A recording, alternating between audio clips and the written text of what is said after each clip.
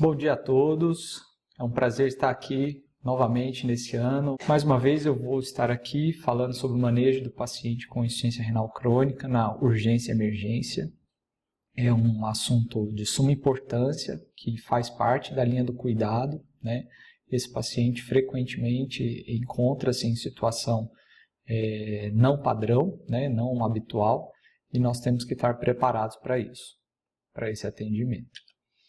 Então aqui, para começar, eu acho que outros colegas já citaram, né, as definições, eu vou ser bem breve, né? Insuficiência renal crônica é um paciente que possui uma taxa de filtração reduzida, né, menor que 60 ml, né, e tem que ter uma evidência de dano renal, albuminúria, uma alteração de imagem ou uma patologia anormal, alteração no exame de urina. Ela é classificada aí em graus, tanto com relação à taxa de filtração, quanto também em relação às categorias de albuminúria, certo? E isso vai dar uma estratificação.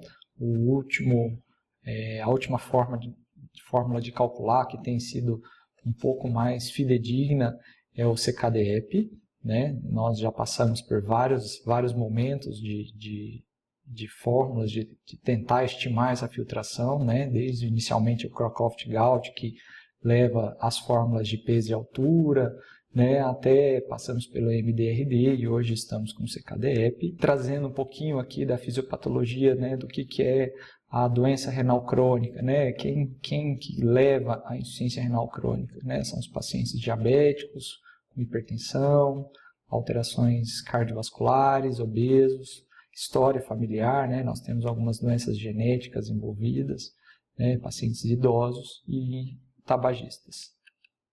Tá? E onde o rim atua, né? Ele atua fazendo o equilíbrio do cálcio, ativação da vitamina D, e isso de alguma forma contribui com a nossa estrutura óssea.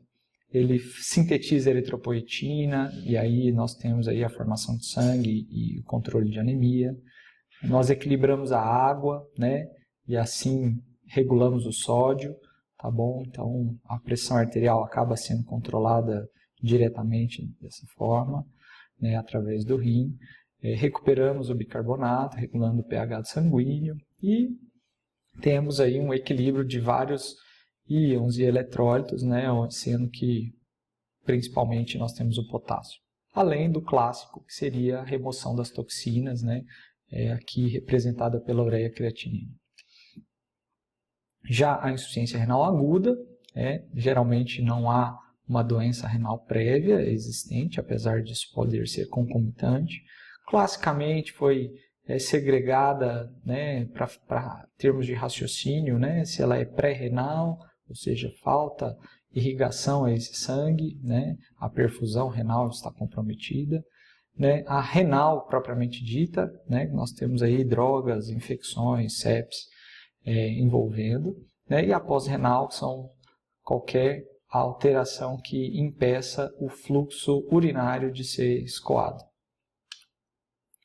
Já na insuficiência renal aguda, nós temos aí também uma outra forma de estratificar, né, não é com base especificamente numa taxa de filtração, e sim nos graus de elevação e redução do débito urinário. E aí a gente tem a IRA sendo classificada aí como CADIGO 1, 2 e 3.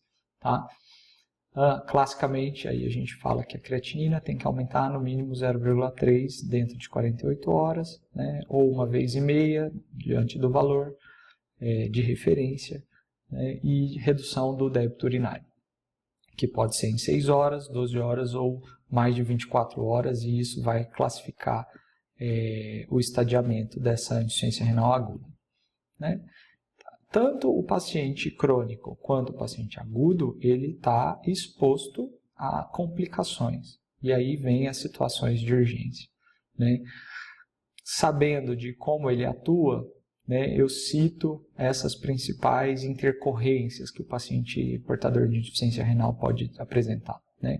Desde quadros dor, dispneia, edemas, arritmias, as infecções relacionadas ao paciente dialítico, as crises hipertensivas, os próprios quadros propriamente dito como síndrome nefrótica e nefrítica, nem sempre já ocorrem na vigência de insuficiência renal, mas são bem particulares. E basicamente algumas situações aí de distúrbios hidroeletrolíticos, a própria uremia e azotemia, que é a elevação das escórias, e uma situação que eu acho que vale a pena a gente comentar na urgência, né, dada a frequência de utilização, que são os usos dos contrastes. Então vamos lá, dor nos rins, né? Quem nunca deu plantão num pronto-socorro, ou quem nunca associou o rim à dor, né? Então a gente sabe que o rim ele dói em situações muito particulares, né? Na imensa maioria do consultório, as dores referidas como sendo renais acabam sendo excluídas e acabam sendo de origem osteomuscular. Mas se a gente for realmente achar as causas das dores nos rins, elas sempre estão vinculadas a quadros de infecção, pielonefrite, né? A hidronefrose, que é um entupimento aí do fluxo urinário, certo? A tumores e também, às vezes, a situações de trombose. Tá bom? Classicamente, a mais conhecida e mais prevalente é a cólica renal relacionada a cálculo renal. Lembrando que o cálculo renal, enquanto está dentro do rim, ele não costuma ser sintomático.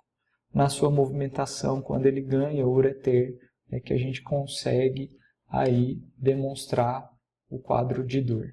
E aí ela é uma dor, né, intensa, geralmente unilateral, que começa no dorso e migra para a região ipsilateral do abdômen, chegando às vezes até ser referida no testículo do mesmo lado ou nos grandes lábios do mesmo lado, né?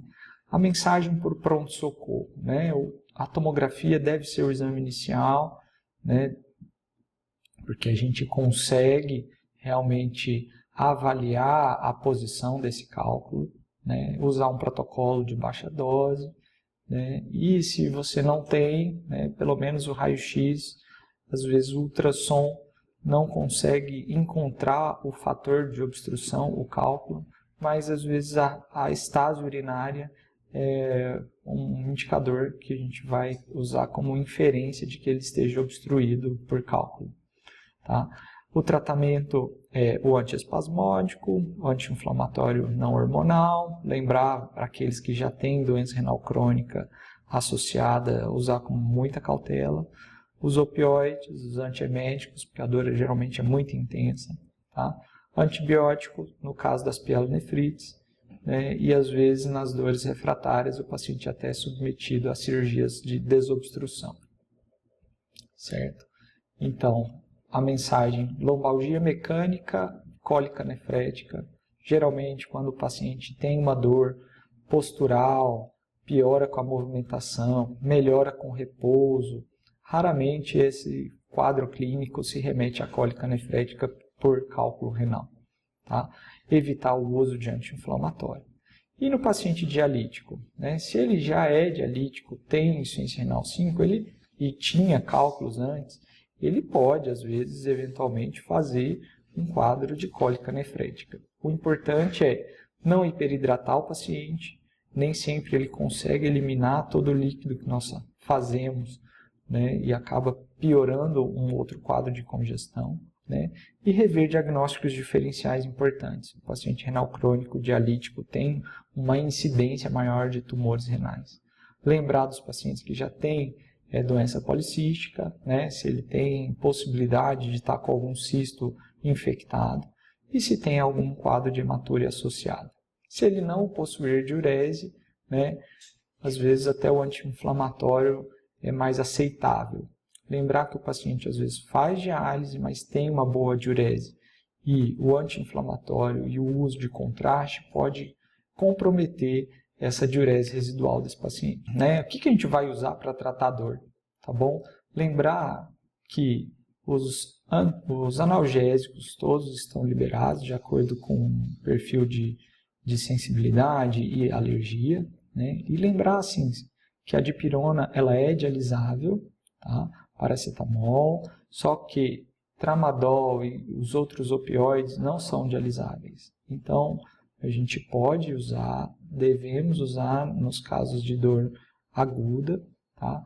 mas a dose não pode ser repetida de forma a esmo, tá bom? E aí escalonar o uso dos opioides de acordo com o quadro clínico e a intensidade da dor, tá bom? Checar se esses pacientes já não fazem uso e abuso dessas drogas, né? Até quadros de dor crônica, a gente acaba vendo os pacientes se automedicando e acabando ficando dependentes dessas medicações.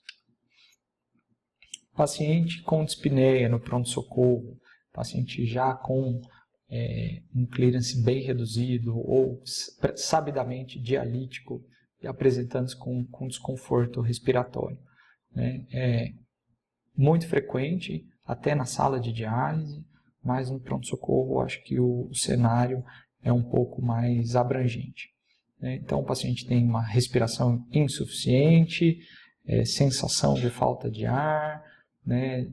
Algumas vezes com ausculta cardíaca ou respiratória, né, pulmonar alterada.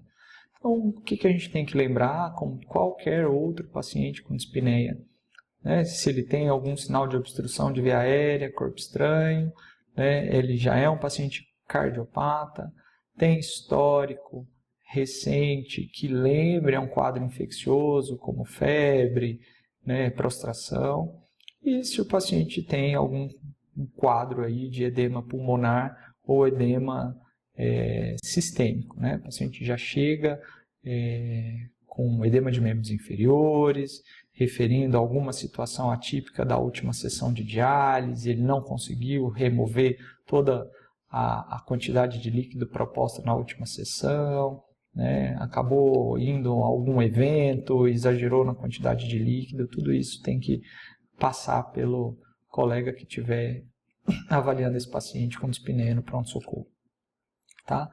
E aí vem classicamente o mais comum que tanto o nefrologista quanto o clínico tem que fazer de diagnóstico, que é a interação coração-rim, né? Paciente com disfunções agudas cardiológicas podem piorar o quadro renal, e o contrário também, um paciente com insuficiência renal também pode piorar o coração. Então, frequentemente, a síndrome cardiorrenal tipo 1, que é uma piora cardiológica aguda, causa uma disfunção renal aguda. Aqui entram os infartos, né, algo que trouxe o paciente a ter uma arritmia grave, uma alteração da função cardíaca de forma aguda, né. O tipo 2 são anormalidades crônicas da função cardíaca, né? Então, o paciente já tem uma IC de base, insuficiência cardíaca, fração de ejeção preservada ou reduzida, mas ele tem uma insuficiência cardíaca. E isso, gradativamente, vai fazendo com que esse paciente piore o seu status de insuficiência renal crônica e piore o seu estadiamento, tá?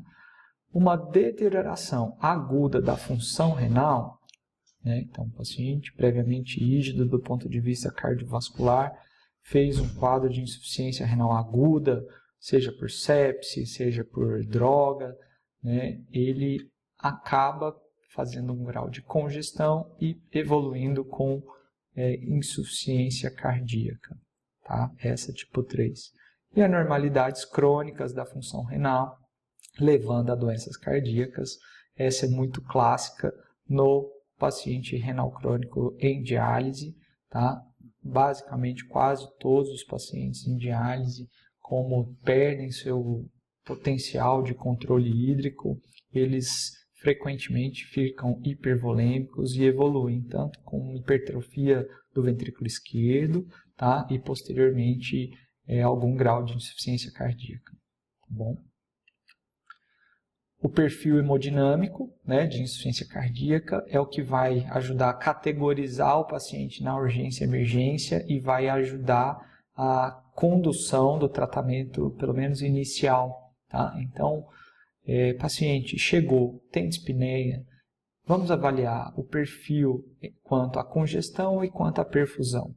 Se ele é seco ou úmido, né, nós avaliamos aí em relação à congestão. ou se ele é frio ou quente, a gente consegue avaliar a perfusão. O paciente tem extremidade fria, está com baixo débito, está confuso, tem um estado mental alterado, responde pouco ao diurético, já tem aí um grau de insuficiência pré-renal.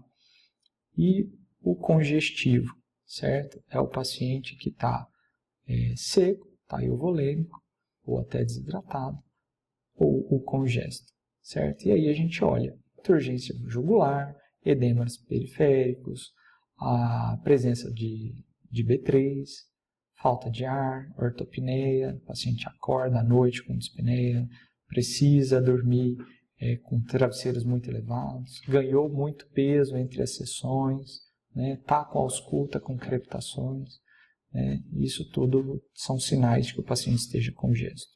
E aí sim, uma vez a gente categorizado o paciente quente e úmido, a proposta de terapia são os vasodilatadores e os diuréticos. Inotrópicos podem ser considerados, mas geralmente não. O frio e úmido, que é aquele paciente que tem uma perfusão periférica ruim e está congesto. Esse sim, idealmente a gente já começa com inotrópico e diurético. Tá? Os vasodilatadores, já em casos de pacientes monitorizados, podem ser lançados. E o frio e seco, que provavelmente precisa de um pouco de expansão para melhorar a perfusão. Tá? E aí sim, paciente com edema, mesmo sem insuficiência respiratória, pode ter outras causas que não cardiológicas, que devam ser investigadas. Diferente já do paciente já dialítico. Aqui eu estou dizendo de qualquer paciente que esteja com edema no pronto-socorro, certo? Um paciente que eventualmente você olha e fala, esse edema não é tão comum, ele é importante. Tá? Então, vale você levantar a hipótese de alguma dessas duas síndromes, de acordo com o que você conseguir colher na história e buscar no laboratório.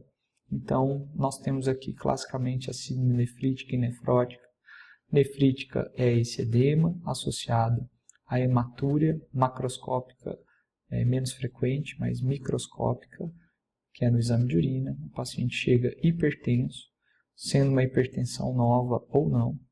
Uma proteinúria subnefrótica de 3,5 gramas por dia ou menos. Tá? E oligúrico, com sinais aí de baixo volume urinário.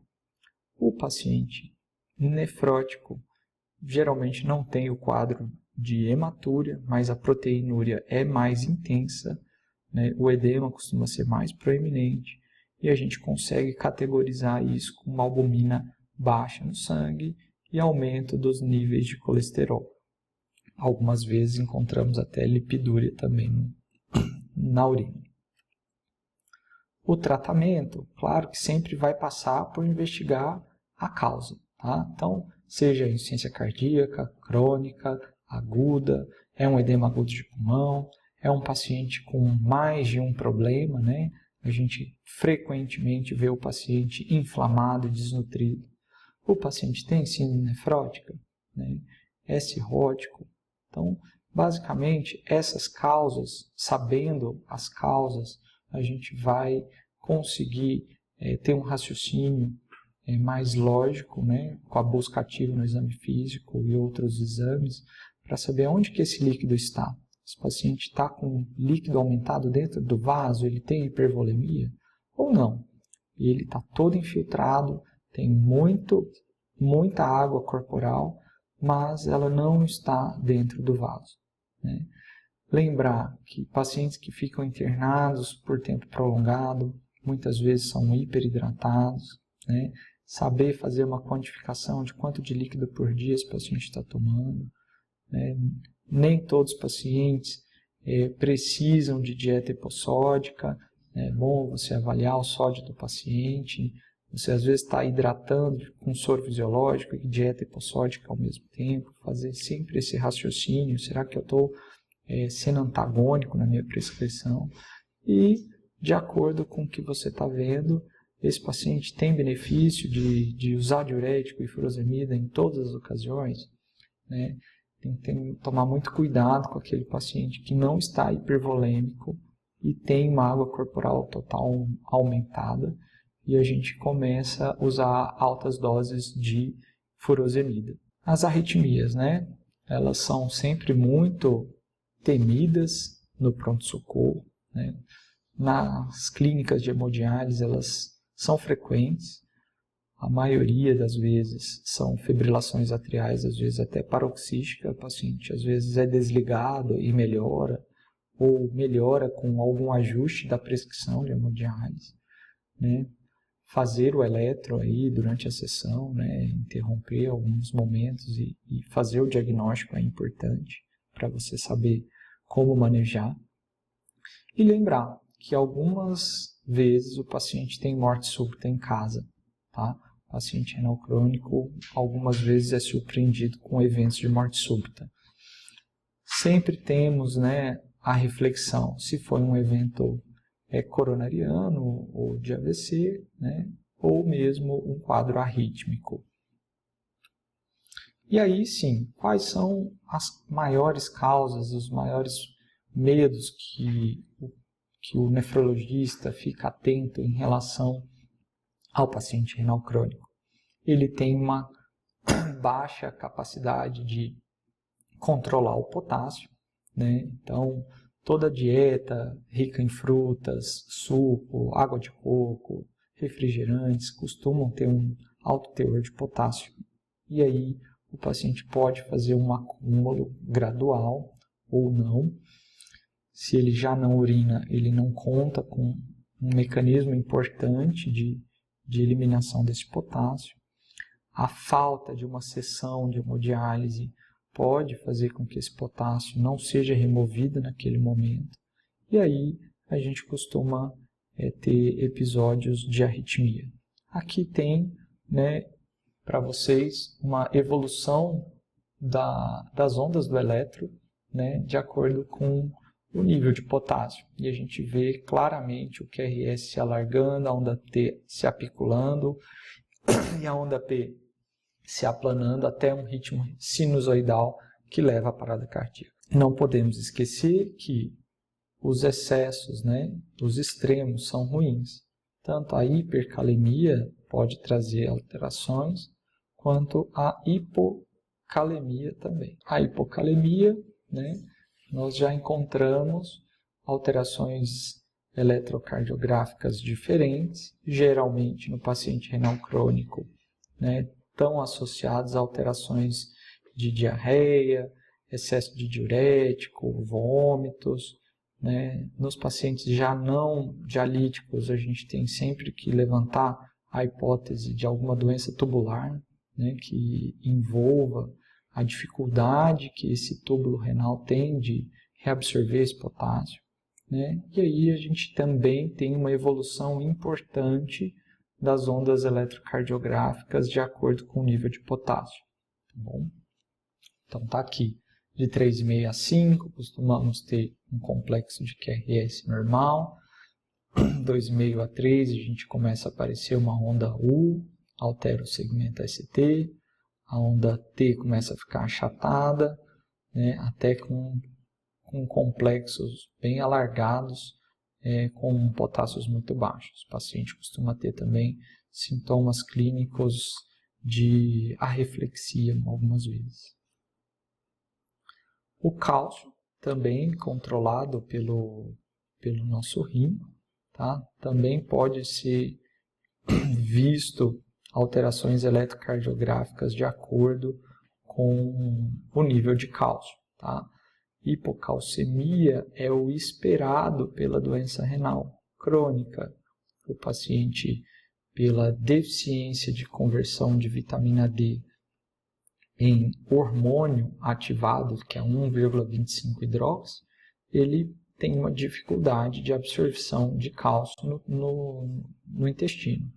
Então, o paciente renal crônico, em tese, ele tem hipocalcemia. Muitas vezes o nefrologista fica ajustando a prescrição de diálise e a quantidade de cálcio oferecida para manter esse controle.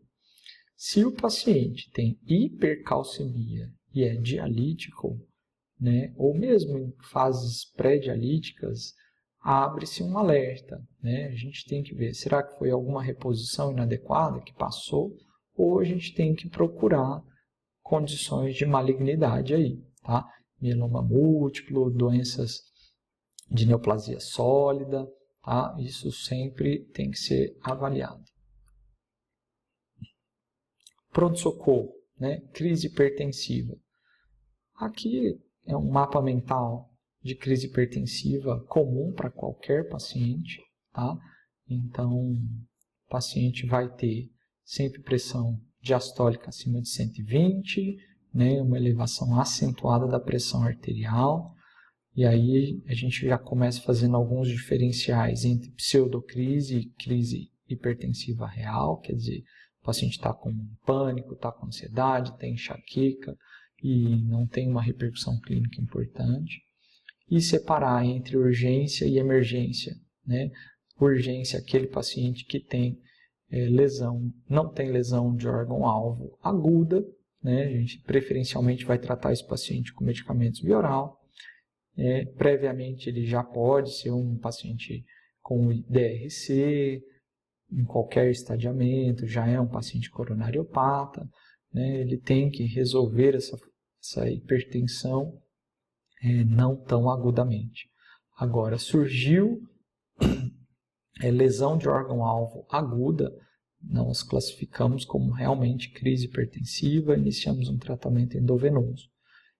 Para isso, a gente tem que ter lesões de órgão-alvo. Eclâmpsia, o paciente está infartando, ou mesmo tem uma suspeita de uma síndrome aórtica aguda, edema agudo congestivo, tem encefalopatia, está confuso, rebaixamento de nível de consciência, tem dor torácica importante, com dispneia e os critérios de pressão diastólica acima de 120, merece ser investigado e conduzido como emergência hipertensiva.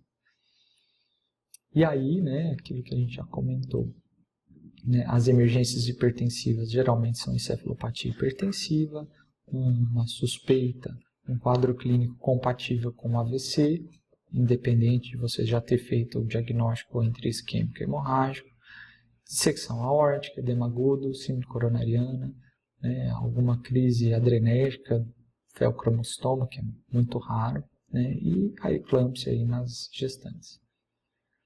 E aí sim, o dia a dia, que está todo mundo acostumado a tratar e manejar a hipertensão, nós temos um arsenal importante para utilizar, para controle, depende do que você tem acessível no momento.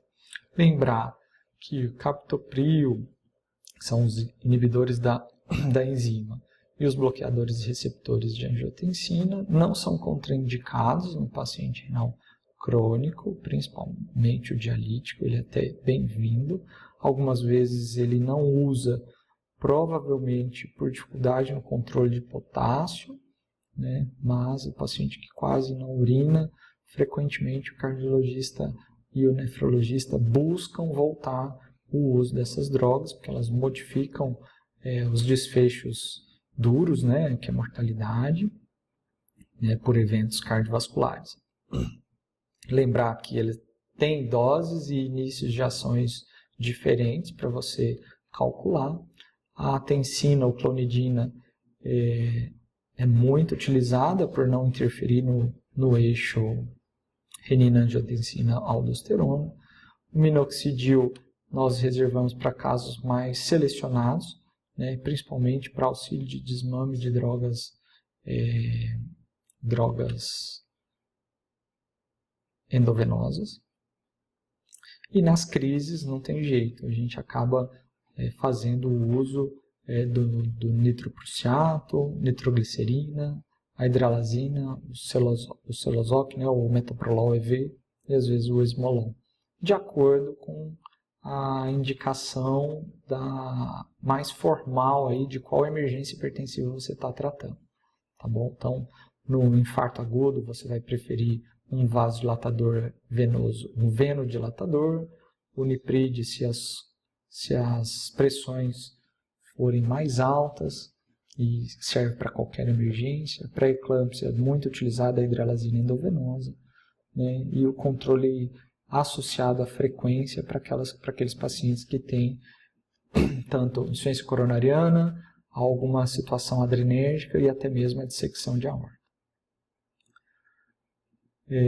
Aqui, basicamente, é um resumo, né, do que eu vinha falando, né? Então, encefalopatia hipertensiva, hipertensão maligna, AVC, né, candidata a trombólise, principalmente, a gente usa o nitroprusiato, eclâmpsia, hidralazina, né, alfa-bloqueador, em algumas ocasiões. Para o caso mais comum do dia a dia, um edema agudo de pulmão, a gente começa aí com os nitratos. Dependendo da situação, a gente já vai para o nitrato venoso. E aí sim, paciente que está começando a dialisar, que está no início de terapia, ele é muito susceptível às infecções, principalmente relacionadas ao acesso vascular. Então, você, plantonista do pronto-socorro, recebeu um paciente, tem catéter, vamos lembrar, né? Ele é um paciente exposto, né? A gente tem que estar atento a essas situações. Pacientes são frágeis, né? Imunossuprimidos e algumas vezes invadidos. Aqui eu vou tratar de algumas poucas situações que são frequentes, né? E que servem de raciocínio para a maioria das outras infecções. Então aqui, ó, paciente que faz diálise, ou ele está usando o catéter, ou ele tem uma fístula, que é um acesso venoso periférico, né, que foi fabricado no braço.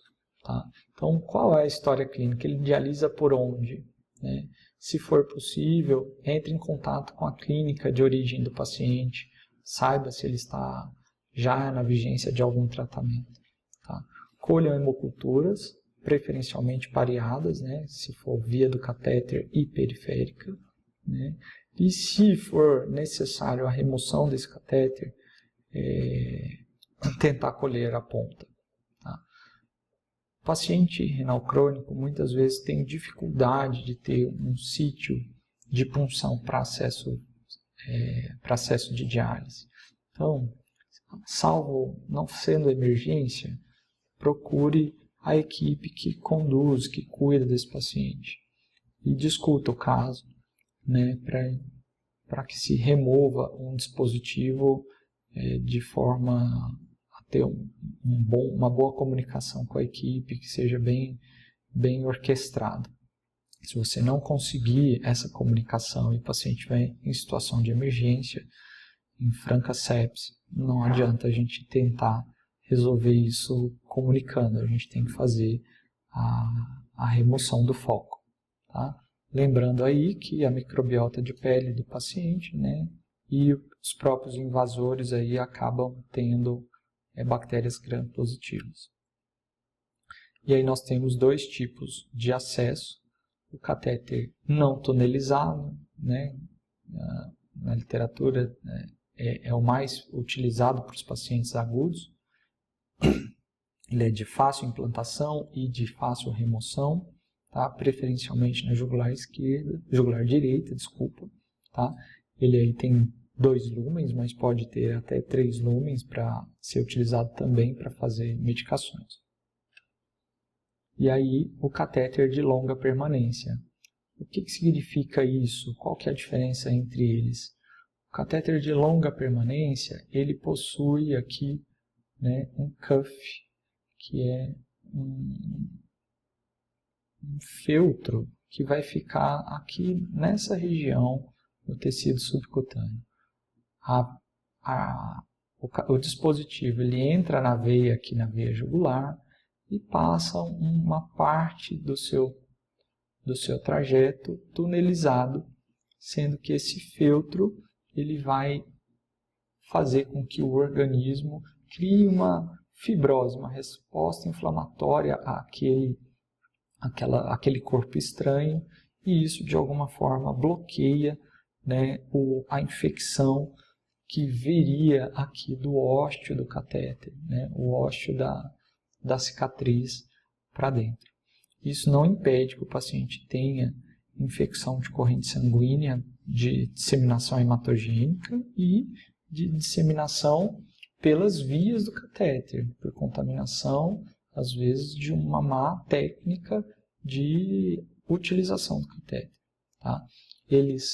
Vocês têm que tomar muito cuidado para utilizá-los, porque para esses catéteres, tanto tunelizado quanto não tunelizado, se permanecerem patentes, eles estão preenchidos com alguma solução. Então, quem for cuidar de um paciente renal crônico e numa emergência precisar utilizar esse catéter, lembre-se, aquilo ali não é soro fisiológico e isso não pode ser infundido diretamente para o paciente. Nem sempre você vai saber que substância é aquela. Pode ter heparina pura, diluída, bicarbonato, o próprio citrato de sódio a 4 a 30%, e às vezes até um agente fibrinolítico, aí, como alteplase. Sempre entrar em contato com o centro de diálise desse paciente para que essa informação seja trabalhada da forma adequada. E aqui está as fístulas arteriovenosas. Esse é o acesso preferencial para o paciente fazer a diálise de forma crônica. Nada mais é que a comunicação de uma artéria e uma veia. Vamos aumentar esse fluxo de uma forma importante na veia ao ponto que ela se desenvolva, ou seja, ela vai acabar se dilatando e favorecendo as punções. Algumas vezes o paciente tem veias e vasos tão finos que não é possível com que essa veia se desenvolva, e a gente pode lançar mão de uma prótese aí de PTFE, onde vai ser utilizada para fazer as punções. Tá? Então aí são dois modelos aí esquemáticos de como esse acesso funciona. Mas na prática, são vasos com fluxos altos que exigem um treinamento para punção e manejo. Frequentemente, às vezes o paciente se movimenta ou a agulha se transloca e, de acordo com os fluxos aí da diálise, que giram aí de 200 a 400 ml por minuto, quando isso extravasa, a gente consegue ver esse tipo de lesão aí na pele. Lembrar que a gente evita de garrotear esse braço, mesmo nos momentos de sangramento, a gente faz a compressão, mas evita de fazer aquela compressão intensa por muito tempo. Tá? Então, assim que acaba, que você consegue a hemostasia, você mantém uma pressão, mas não tão intensa, para que a gente não tenha prejuízos de fluxo e riscos de você acabar prejudicando a qualidade do acesso. Hoje, nós já temos alguns dispositivos que chama conector, classicamente começou com esse, que é o TEGO, mas hoje a gente já tem outros, que facilitam o manuseio e diminuíram as contaminações do acesso pelas conexões. Tá? Claro, existem técnicas diferentes para uso, a maioria das vezes os centros ainda mantêm o uso da técnica asséptica mesmo, na vigência do uso do TEGO. Tá? Tem sempre que avaliar os curativos, seja com filme transparente, a gente não pode deixar essas sujidades e esses sangues coagulados ali, porque são meios de cultura. Tá? O cuidado diário, o olhar diário, aliado a uma boa história clínica, é que vai fazer diferença na suspeita, no diagnóstico e também na condução do tratamento. Será que eu preciso remover esse catéter? Existe outro foco de infecção? Eu não vou remover inadvertidamente um catéter que foi implantado há pouco tempo. Qual o tempo de infecção, de sintomas que esse paciente já está tendo? Às vezes ele já estava infectado antes do implante. Esse catéter foi colonizado. Tudo isso temos que ver. E aí, em qualquer serviço de saúde, da UTI ao pronto-socorro, nós temos os 5 passos de higienização de mãos, é mandatório que a gente não pule nenhuma das etapas em nenhum local. Não quer dizer que o paciente está na UTI, não está na UTI, que eu não deva prestar atenção aos passos básicos de higienização de mãos. Pensando aí nos pacientes mais invadidos e em UTIs, a gente tem alguns dispositivos novos, chama PIC, são os catéteres centrais de inserção periférica. O que eu trago aqui para vocês, eles ajudam muito, auxiliam muito, invadem menos de alguma forma, mas paciente renal crônico, dialítico ou pré-dialítico, frequentemente tem esse acesso proscrito, porque você invalida provavelmente a chance dele ter fístula daquele lado. E aí, cronicamente, isso é ruim. Tudo tem que ser analisado individualmente, mas não se esqueçam, se já é dialítico ou já está em preparo para diálise, fujam desse acesso, tá? Ele pode ajudar muito numa situação da terapia intensiva, mas no geral, esse paciente, se ele sobreviver àquela condição aguda, quando ele voltar à situação basal de crônico, ele vai ter problemas a enfrentar com relação ao acesso vascular. E aí, nós temos alguns critérios, né? Critério diagnóstico de infecção primária de corrente sanguínea, né? Critério primordial, uma ou mais 2 hemoculturas positivas, né? O patógeno não está relacionado com infecções de outro sítio. Isso fecha o critério principal. Já dentro do segundo critério, a gente tem que ter pelo menos um dos sinais, que é febre, tremor, né, hipotensão, o paciente está classicamente séptico, né, e ter 2 ou mais hemoculturas positivas, também fecha o critério. Para crianças muda um pouquinho, né, os sinais e tudo, mas sempre envolve hemocultura positiva. O que não invalida nós começarmos a tratar esses pacientes na suspeita, né? Nós não esperamos a hemocultura ficar pronta para que a gente possa iniciar o tratamento. Então, o quadro clínico é compatível. Eu tenho um catéter ou um dispositivo invasor, eu tenho que avaliar o evento que eu estou diante provém dali, eu tenho outro foco. Se não, muito provavelmente esse é o foco. Colha os exames, as hemoculturas, inicie antibiótico, de acordo com o perfil da sua unidade, né, e com o que você tem disponível. A remoção desse acesso é que ela tem que ser pormenorizada. Se é uma situação de emergência, retire. Se não for emergência e é um catéter temporário, que já está há muito tempo, ou tenha sinais flogísticos clássicos de vermelhidão, pus no local, retire. Se porventura o aspecto do catéter é bom, o tempo de implantação do catéter é muito curto, né? É um paciente que tem acesso difícil, aí o ideal você seria, e você não está diante de uma situação de urgência, e colhe os exames, inicie o antibiótico e discuta com a equipe que cuida cronicamente desse paciente para que você tenha uma decisão mais assertiva.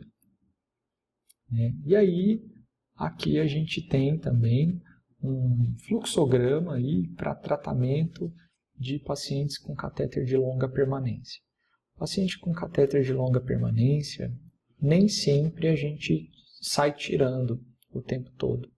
Lembra que ele tem aquele dispositivo, aquele filtro, né? E muitas vezes a gente tem infecção só no ósseo de saída, que às vezes dá para tratar com algo tópico. Agora, se o paciente tem infecção no túnel, né, que vai desde a entrada e vai ascendendo e passa daquela barreira, a gente classifica como o túnel. Essa a gente já tem que tirar o catéter e fazer antibiótico endovenoso. O paciente tem uma bacteremia, tem tremor durante a diálise ou não, tem que culturar, tá? E iniciar antibiótico. A retirada vai depender aí da evolução e o quadro, tá? Se crescer Staphylo aureus, não tem jeito, esse catéter tem que ser removido, tá? E além, investigar algum grau de endocardite, osteomielite, endoftalmite, tá?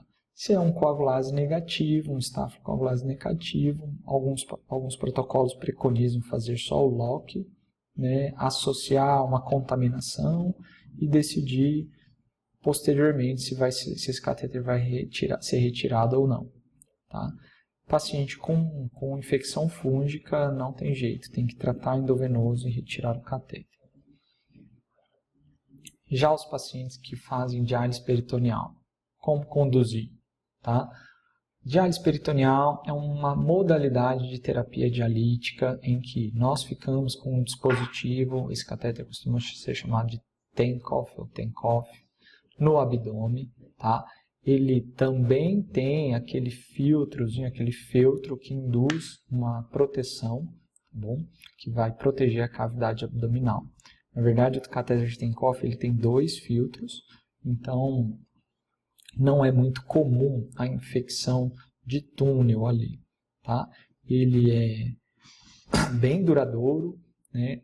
A maioria das infecções de peritonite vem por quebra de técnica do próprio paciente na conexão e não necessariamente por infecção do catéter de Tencoff, tá? Então temos que conversar como foi, se fez a sessão fora do local preconizado, né? Se alguém diferente fez a troca que não era a pessoa que estava treinada ou o responsável treinado, né?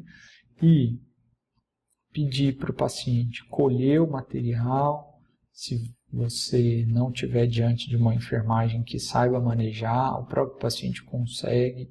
Então o ideal seria avaliar a turbidez, ou o paciente chega no pronto-socorro falando, olha, meu líquido ficou turvo e eu estou com dor abdominal, então a gente tem que colher o líquido, fazer uma troca, remover esse líquido e mandar para análise, tanto de cultura quanto do número de células, né?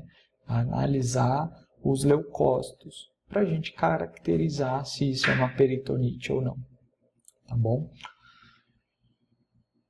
E iniciar o antibiótico de largo espectro, tá? Então, assim, paciente dialítico, né, seja peritoneal ou em hemodiálise, ele não é diferente dos outros. O que acrescenta são alguns pontos na nossa anamnese, que são, ele ainda tem diurese, se possível, qual o seu peso seco, né? O que é o peso seco? É o peso do paciente quando ele está na sua melhor volemia, né? Que ele está dentro da euvolemia. Ele tirou o excesso de líquido e ali ele ficou com o peso seco, tá? Geralmente ele atinge esse peso seco após a sessão de terapia dialítica, né?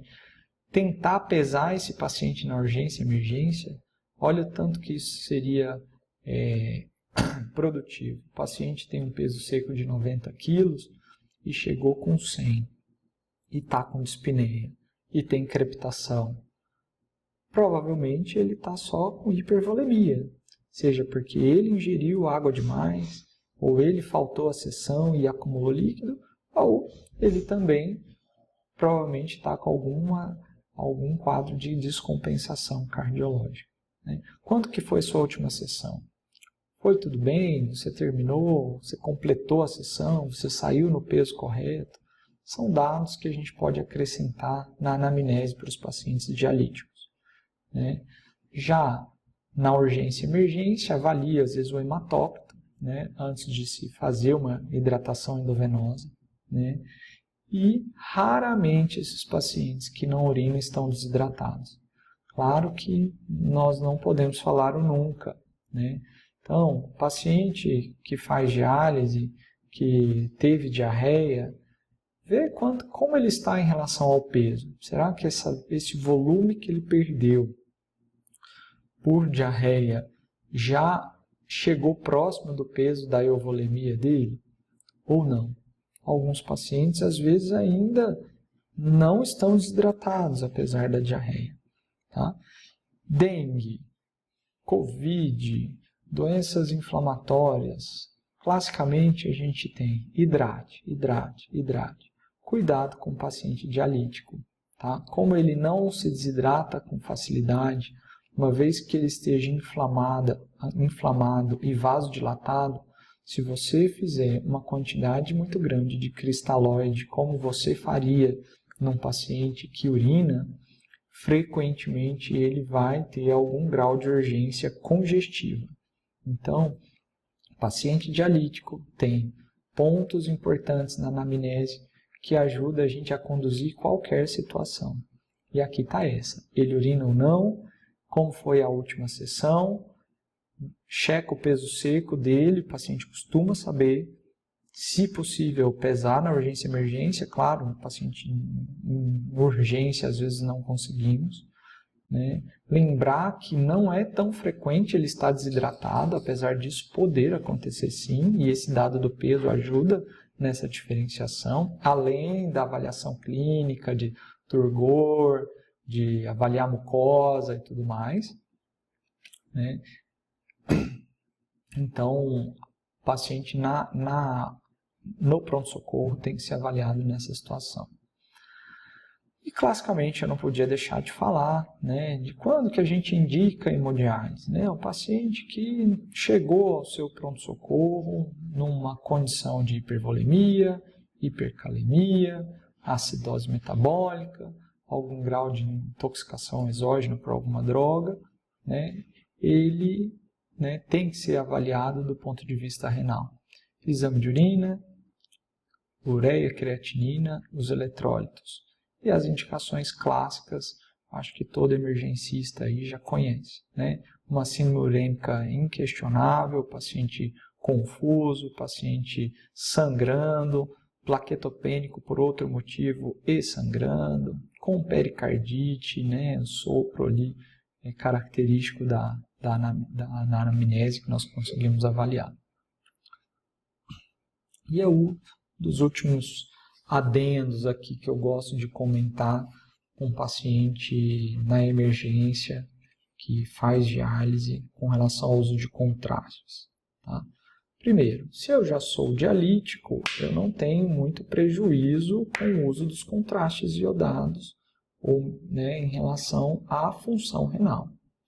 Se o risco-benefício for importante, ou seja, o paciente precisa fazer um cateterismo, uma angiotomografia para descartar um TEP ou algo dessa natureza, prossiga, porque provavelmente o benefício, se você está suspeitando de uma patologia tão séria, provavelmente o benefício do uso do contraste é maior do que o risco dele.